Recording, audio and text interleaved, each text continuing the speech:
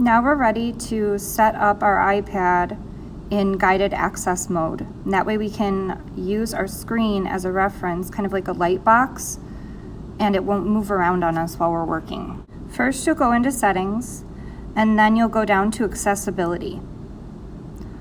Once you've clicked on accessibility, you'll go to the right screen and scroll down until you see guided access. You'll turn on guided access and then click on passcode settings. Set your passcode to 11111. It's the easiest to remember, and it's only a passcode for this. Then you'll open your picture that you want to use, and you'll make sure it's as big as it can be on the screen. So whether you have to turn your iPad sideways or vertical or horizontal, you can think about that. And then you want your screen brightness to be turned all the way up. And then you'll click the home button 3 times fast, and it will pop up with the guided access. So there's 2 things you can do here. One is tracing around the edge of your picture with your finger, and then clicking start in the upper right corner. The other thing is clicking the bottom left corner and then choosing the option that says turn off the touch of the screen. You'll notice that the screen gives kind of a gray film over the picture after you start the guided access. So your contrast will be reduced, and if you cannot see your picture when you put your paper on top, you might need to turn your contrast up a little higher.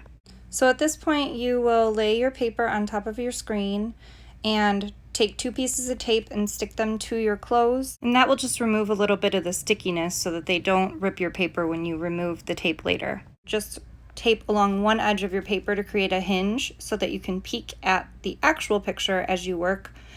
And when you're looking through the paper, you're looking for dark areas, but you'll probably have to pick up the paper to kind of look a little bit more for the details that you're seeing. You'll notice that I lift my paper up and kind of peek underneath it quite a few times as I'm working on the details here. The reason I'm doing that is because the actual photograph, I can see highlights, I can see really dark areas, I can see more specific information to make my drawing look as good as it can. If I was only using the darkness showing through the paper, my drawing would not be very detailed at all. That's because we can only draw what we can see and what we can notice.